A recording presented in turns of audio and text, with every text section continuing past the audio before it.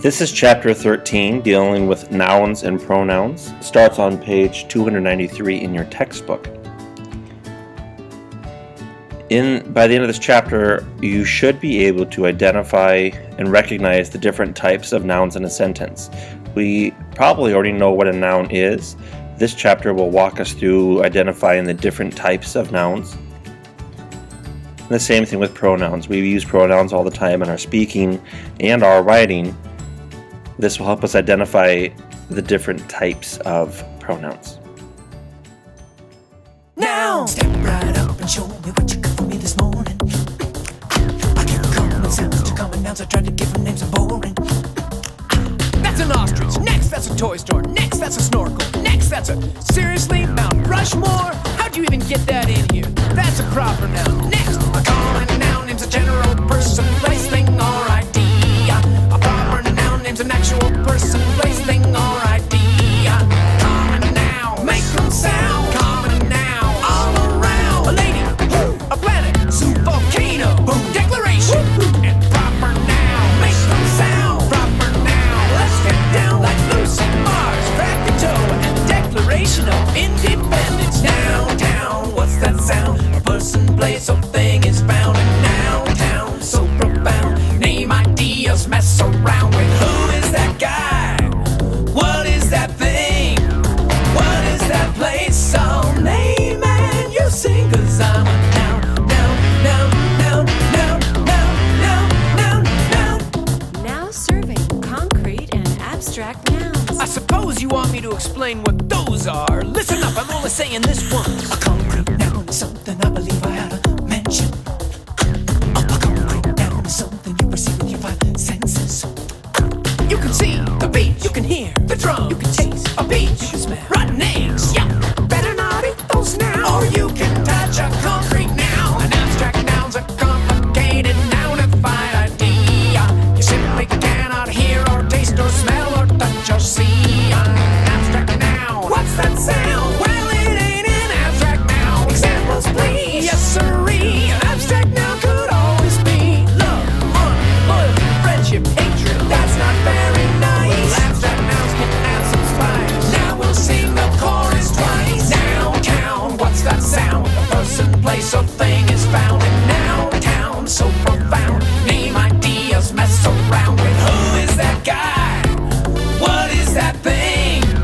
What is that place? So name and you sing, 'cause I'm a noun, noun, noun, noun, noun, noun, noun, noun, noun, noun, noun, noun, noun, noun, noun, noun.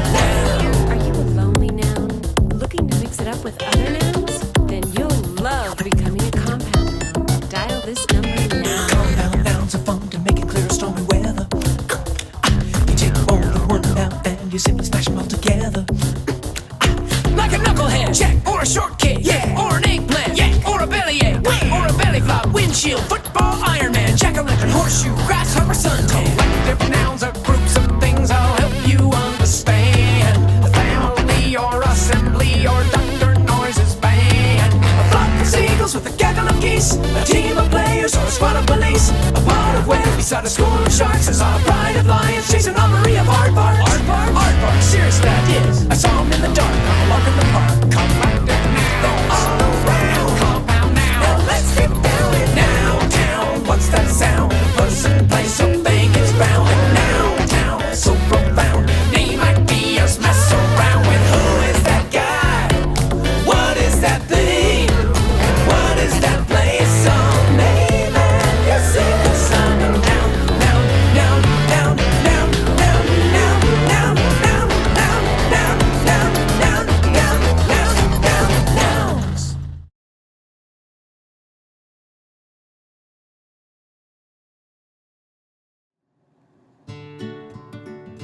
So the first section of the chapter, 13.1, deals with nouns. There are 6 basic rules dealing with different types of nouns and how to identify them. As we go through, make sure you fill in your note sheet. Starting with our first rule, 13.1.1, we need to identify or reminded what a noun is. Basically, a noun names something. It's either a person like a veterinarian or Americans. Places, a classroom, Lake Mead. Thing, bumblebee or a collar, or an idea, strength and honesty. Often we talk about person, places, and things. This one about ideas is kind of new. And so even though there are things like strength, honesty, those aren't things we can physically hold or touch. Those are considered nouns. Throughout this chapter, we're asked to identify nouns in a sentence. And so I recommend using this noun test to determine if a word is a noun or not. Think to yourself, can I hold, see, hear, or touch the word or the object that this word is identifying? Or could someone visit this word? Or can I think this word or visit it with my mind? If I answer yes to any one of those 3 questions on a word in a sentence, it's going to be a noun. Our first way of classifying nouns is by concrete or abstract. So Rule 13.1.2 states, a concrete noun names something that can be recognized through any of the 5 senses. A concrete noun is something that we can touch, taste, smell, see, or hear. We can hold a pencil in our hand. We can hear a dog barking. Those are concrete nouns. An abstract noun names something that cannot be recognized through the 5 senses. So if we can't see it, smell it, taste it, touch it, hear it, it's an abstract noun. So courage, fun, honor, exploration. We can't hold those things in our hands. These are things that we have in our head. Abstract nouns tend to be those ideas. Again, use your 5 senses. If you can see, hear, taste, touch, or smell it, it is a concrete noun. If you can't, then it's an abstract noun.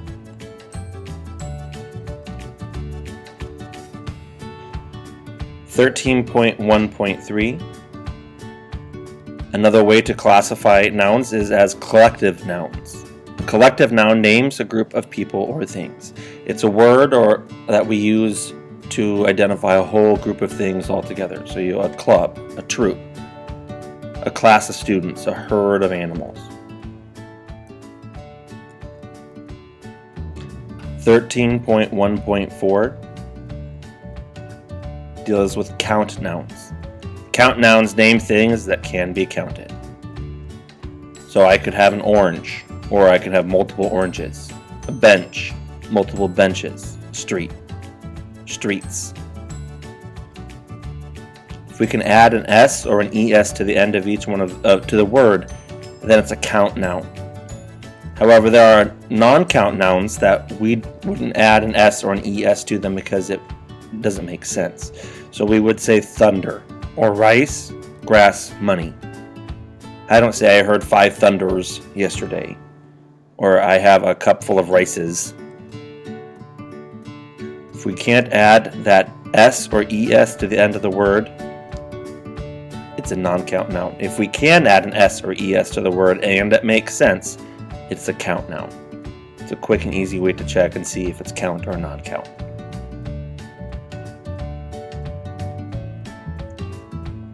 So I want you to pause and practice those first 4 rules dealing with nouns. Section 13.1a asks you just to identify the nouns in each sentence. In many of those sentences, there is more than one in each sentence. Section 13.1b, you're going to identify the nouns in each sentence and determine if they are concrete or abstract. Remember, concrete nouns use the 5 senses. 13.1c, identify which word of the 2 is a count noun. That should be which 2 is a collective noun. 13.1d, identify the nouns in each sentence and label them as either count or non-count. I want you to do this in your Google document that is shared with you. You can just type your answers right into the document there. You'll submit that at the end of this chapter. I also want you just to do the first 5 in each section. As you're working, if you need help, make sure you ask for it. I'm here to help.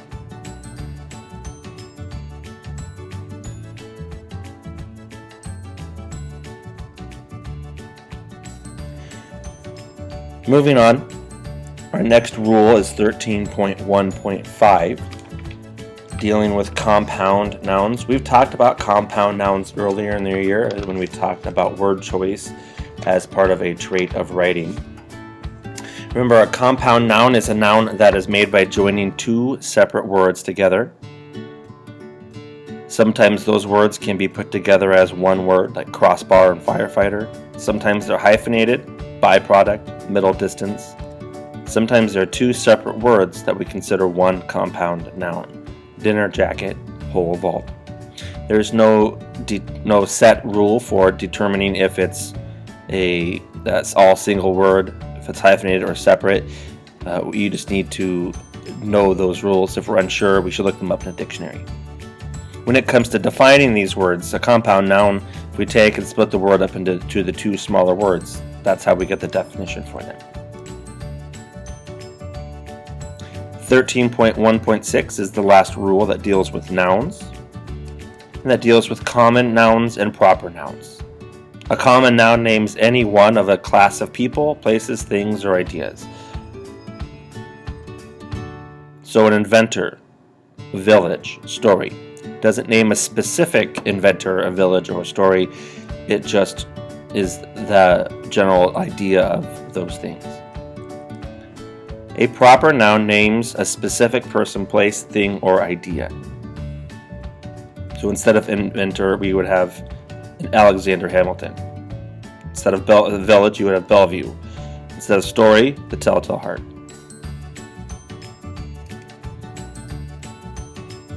So we're going to pause again, and I want you to practice out of the textbook 13.1e and 13.1f.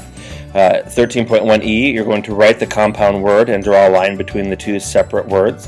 On the Google document, you can just use a / to help make that division. Section 13.1f, you're going to rewrite the entire sentence, replacing the underlined common noun with a proper noun. There may be multiple answers for this. There's not necessarily a right or wrong, as long as you are working with a proper noun. Remember that all proper nouns need to be capitalized. Again, please do just the first 5 in each section, and continue to add that to the Google document that you have.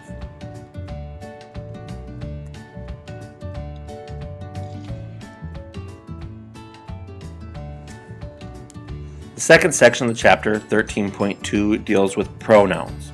With pronouns, there are 9 basic rules, and we use to identify and deal with pronouns. I got the blues.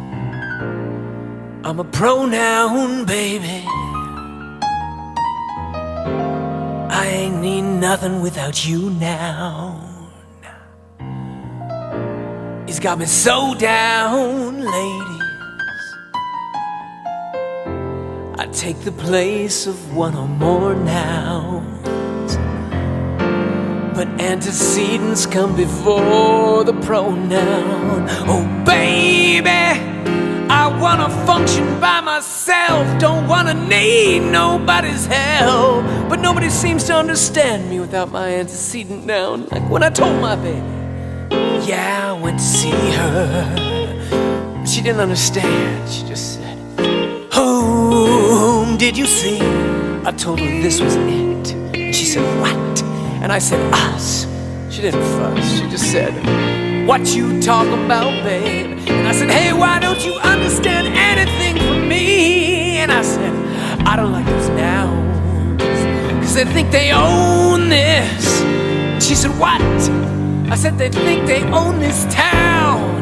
Ah, girl, it gets me down. Why must I become an adjective to you? Ooh, it makes me blue, blue.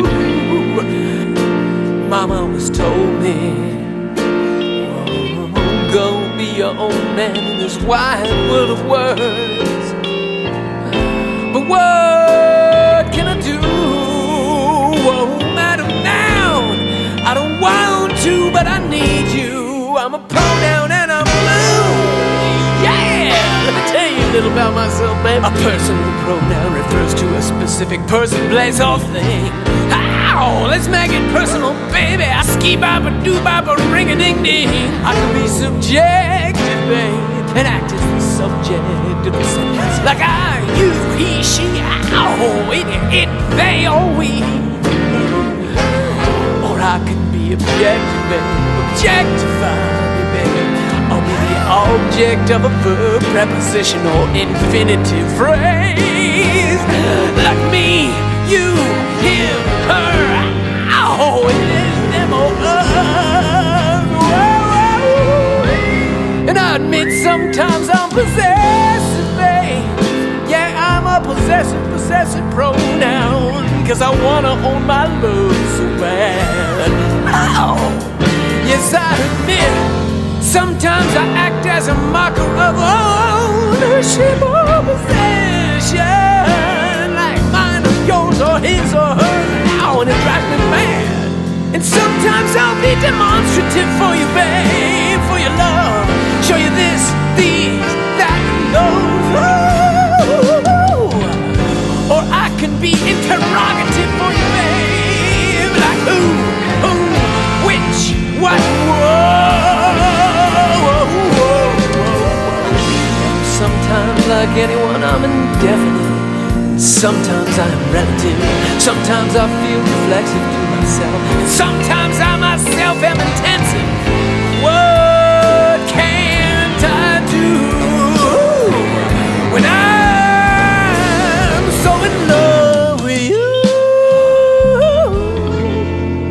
Pronouns, baby.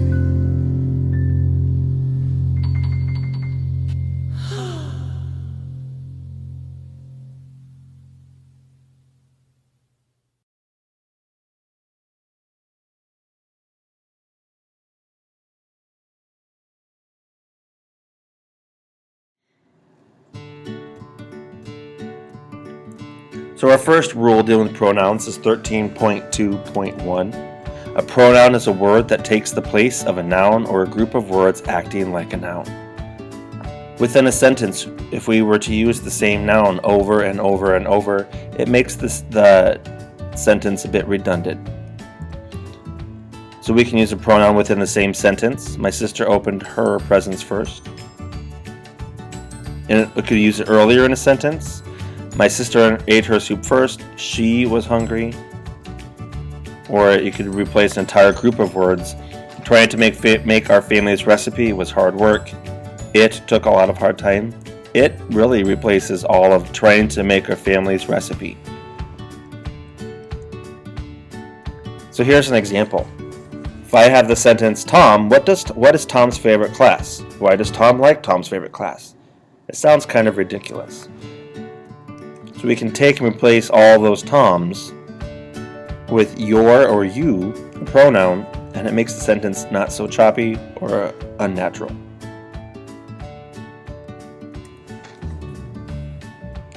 (13.2.2) The antecedent is the noun or the group of words acting as a noun that we replace with a pronoun. So in the sentence, the doctors prescribed how they performed their jobs. Doctors is our antecedent.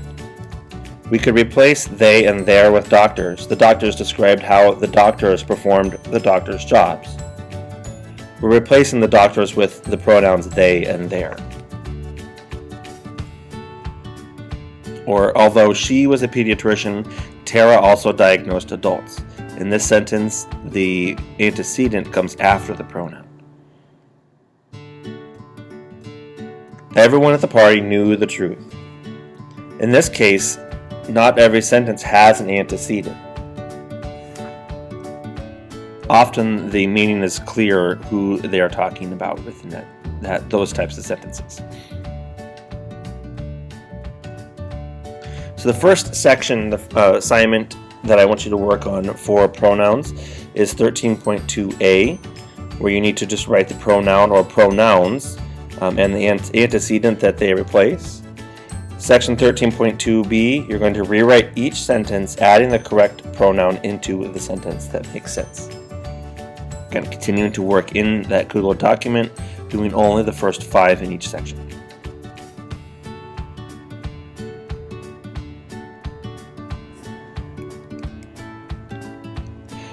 13.2.3, starting to identify different types of pronouns. The first personal type of pronoun is a personal pronoun. And a personal pronoun refers to the person speaking or writing, so I, me, my, us. The person listening or reading, you, your. Or the topic, the person, place, or thing or idea being discussed or written about, he, she, us, we, us, they, them.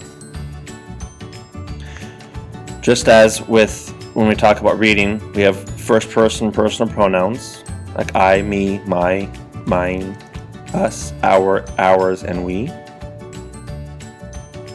Second person pronouns you, your, and yours. And third person pronouns he, him, his, she, her, hers, it, its, they, them, their, and theirs.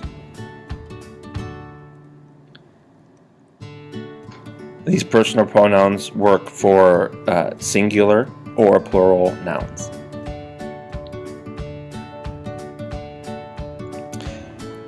Another way to classify personal pronouns, 13.2.4. A reflexive pronoun directs the action of the verb toward its subject.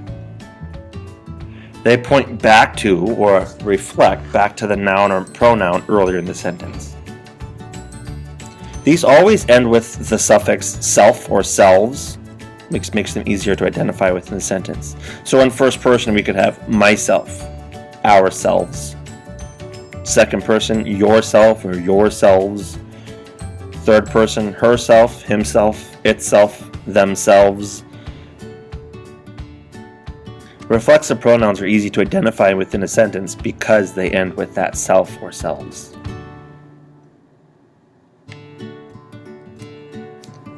(13.2.5) An intensive pronoun simply adds emphasis to a noun or pronoun in the same sentence. These also end with self or selves, but they follow immediately after another noun. So example would be the mayor herself attended the carnival. In this case, herself is an intensive pronoun. It's identifying specifically that the mayor attended. So practicing with those types of pronouns, we have 13.2c. We're going to write the personal pronoun in each sentence. Again, some sentences have more than one. Again, we're looking for those I, we, my type of words. Section 13.2d, you're going to write the reflexive pronoun that best completes each sentence. Again, those are going to end with that self or selves. Continue to do just the first 5 in each section on that Google document that you have.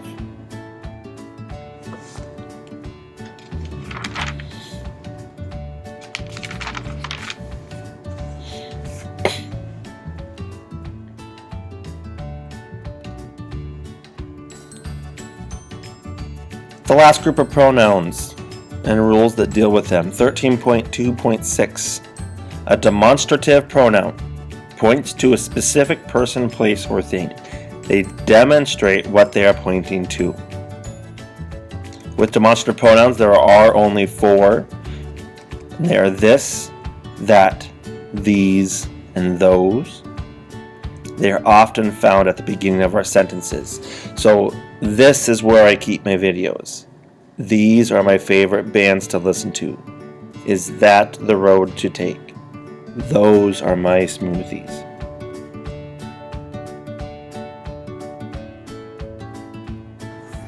They all point to or demonstrate a specific object. 13.2.7 is a relative pronoun.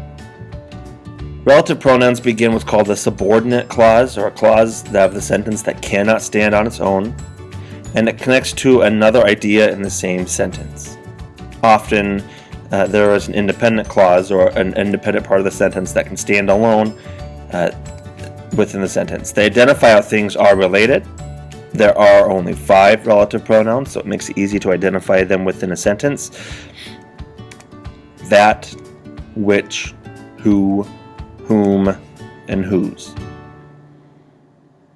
So on assignments or quizzes, when it asks us to identify the relative pronoun, we know it's going to be one of those 5 words, and it's easy to identify it.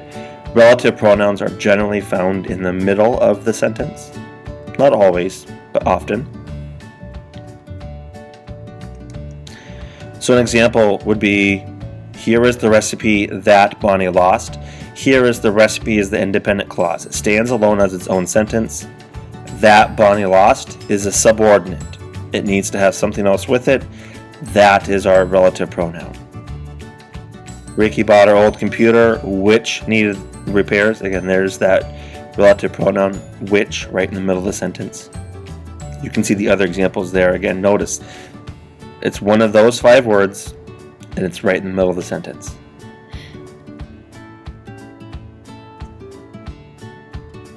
(13.2.8) An interrogative pronoun is used to begin a question. Just like interrogative sentences ask a question, this pronoun is usually at the beginning of those. There are only 5 of these. What, which, who, whom, and whose.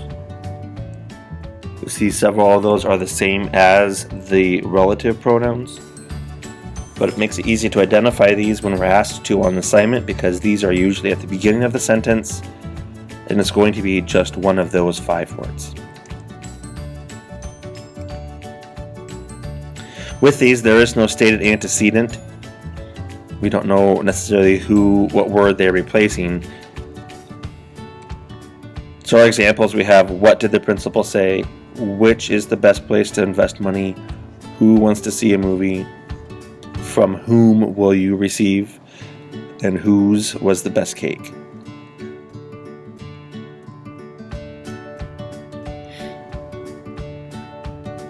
Our final rule, 13.2.9, deals with an indefinite pronoun.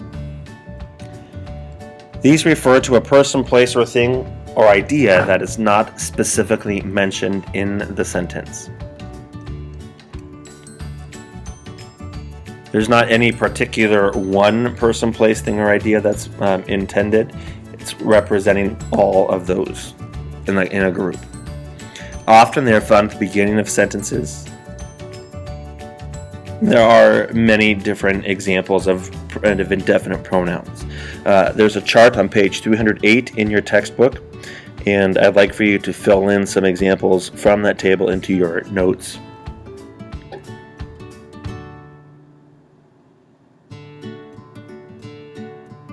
Some examples of indefinite pronouns in sentences. So everything is ready for a trip to Europe.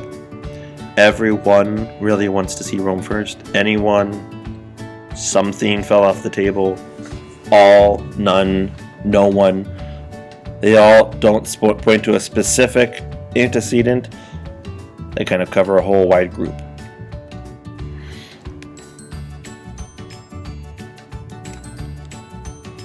Our last group of assignments from this chapter, page 309, they cover those last group of rules. They don't go specifically in order. I skipped over some of them. So section 13.2e has you write the demonstrative pronoun and the noun to which it refers. Remember, the demonstrative are that, this, these, and those. Section 13.2g is to write the subordinate clause that begins with a relative pronoun. Remember that the relative pronoun is going to come in the middle of a sentence, so you should write the relative pronoun and everything after it. So you'll look for the words like that, which, who, whom, and whose, and everything after that within the sentence.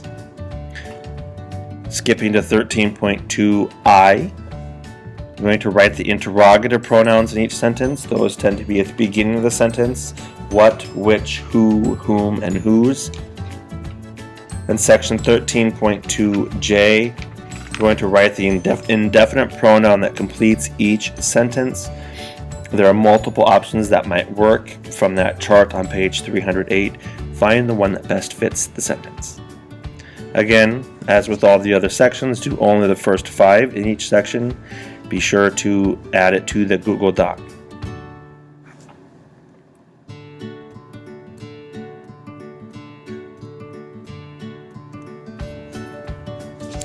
That's it for Chapter 13 over nouns and pronouns. Take some time to make sure you have all of the assignments done. There are all of those, the sections that are listed on the screen there. They should all be done in the Google Classroom. You're going to document and submit it right there through Google Classroom. It should be all quick and easy for you to do.